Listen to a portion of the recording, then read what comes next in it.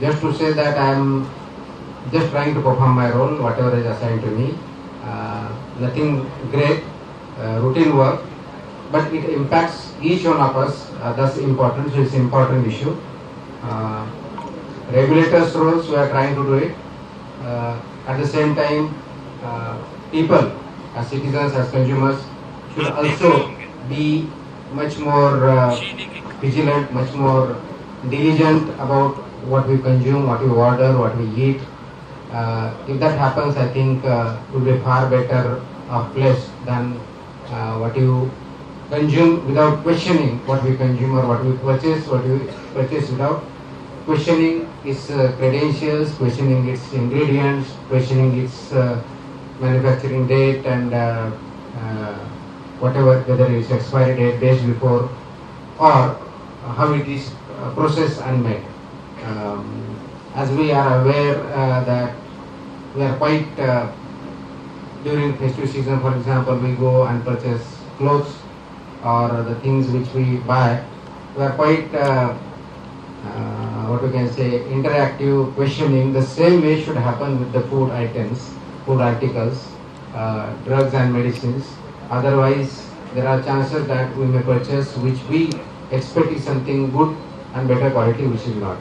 So that's from my side, and I'm trying to do whatever I am expected to do. That's what. Thank you.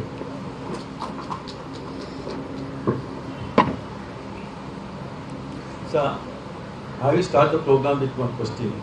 The latest thing being that the FDA has done some flip-flop regarding the sale of loose oil. Sometime back there was circular that loose oil should not be done, it should be banned totally. Some people in different parts, Delhi community and all the protested. Again, it has been reversed. What is the actual position today? Whether loose oil can be sold or no? See,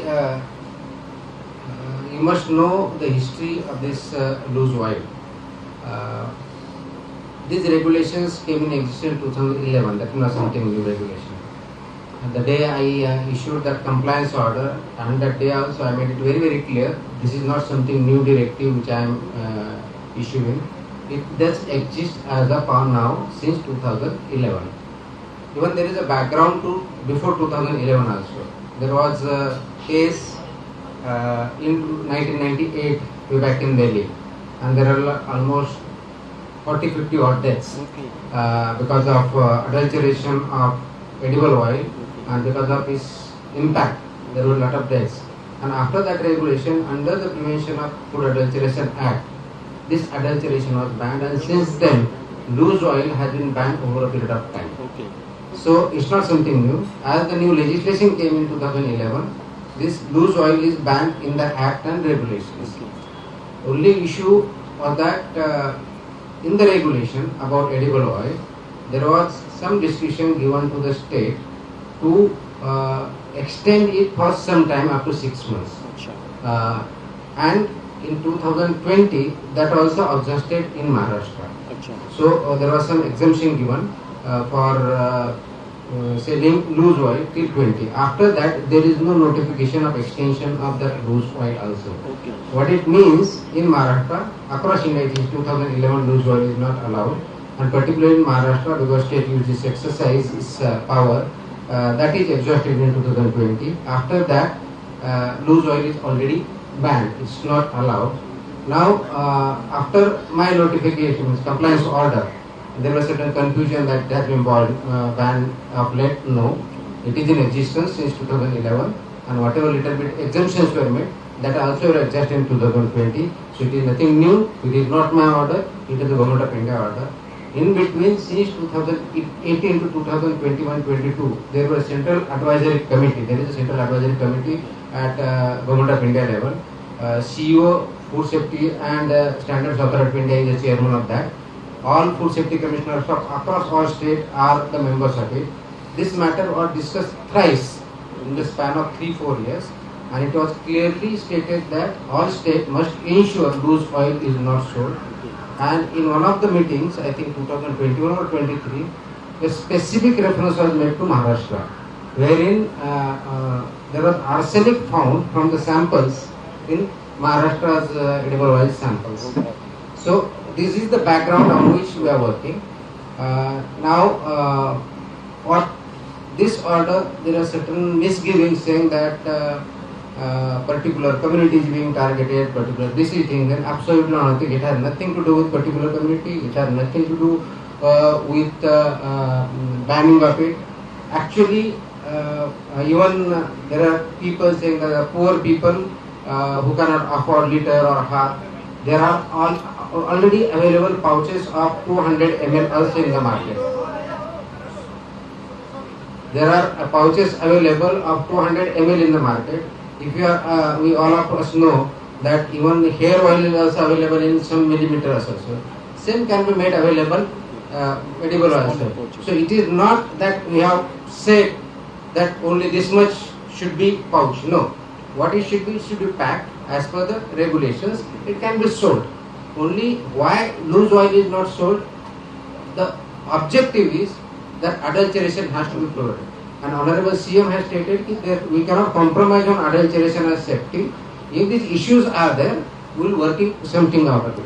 So there is no confusion, absolute clarity is there. There is nothing miscommunication of FDA and other wings of the government. We are clearly on the same page, and that's how we go ahead. Excellent. Thank you so much, sir. I request you to shoot your questions. Please raise your hand. Identify yourself. We'll pass on the mic. I have one question. What is the definition of loose oil? Suppose I am a seller और मैं अगर 15 kilo का डिब्बा लेके आके मैं उसमें से 1-1 किलो बेच रहा हूँ, तो is it a loose oil? Yes. Once you break it, it becomes a loose oil.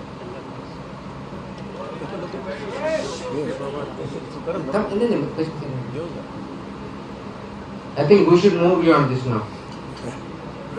Yeah.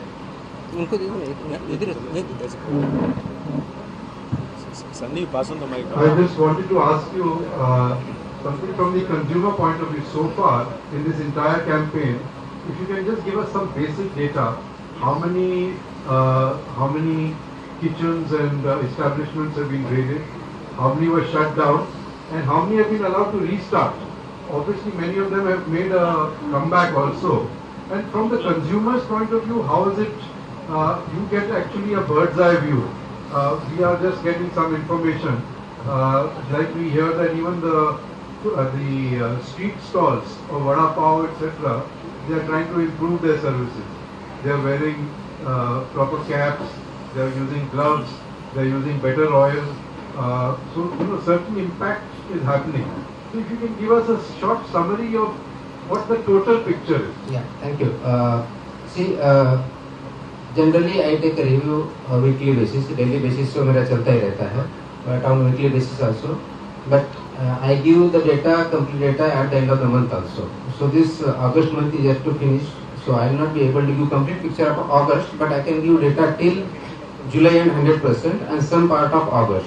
So in next few days time, I think by 31st or 1st of September, I will be able to give complete data of last 3 months, whatever we have taken. Till 31st of July, we had inspected more than 3,100 FBOs in food sector.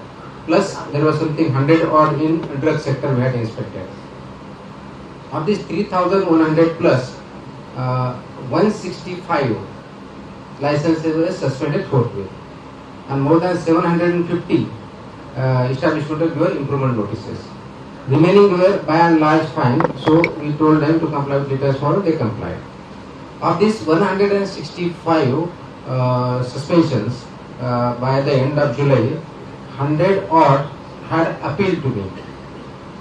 And of this 100 odd, during the month of July itself or first week of August, I had given relief to 35 at that point in time. And after that, almost every hearing has been complete.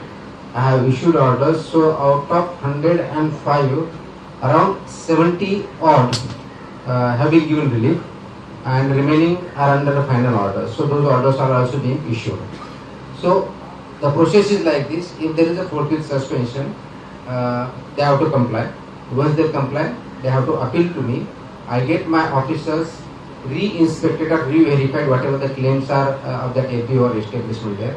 If they are found correct, then I take a hearing On the basis of hearing, if I find that yes, they have complied and they are likely to comply, maintain their standards and regulation, I revoke the suspension and issue the order. If I think that it is not complied and it is not likely to remove, I sustain that suspension and further action is taken by my designated officer, maybe leading to cancellation depending on the nature of violations. So this is the stage at which it is. There are the consequent questions which will come is that why not improvement notice to everybody? There is a provision in the Act under Section 30, subsection 32, Section 32, subsection 3 proviso, very clearly state that if the designated officer, in this case we have Assistant Commissioner, designated officer, feels on the basis of data and information on the inspection report that there is a likelihood of affecting that of public health, he has the authority to suspend license forthwith. And only in that case we suspend forthwith licenses, otherwise we don't suspend forthwith licenses. In other cases, in this case basically there are non-negotiables are violated, and the non-negotiables are related to public health. In those cases only we go for forthwith suspensions. Others we give improvement notices, and whatever improvement notices result is there, we take accordingly the matter further. So that is absolute clarity in the Act. There is absolute clarity in the regulations. There is absolute clarity in the processes, and that's what we are following.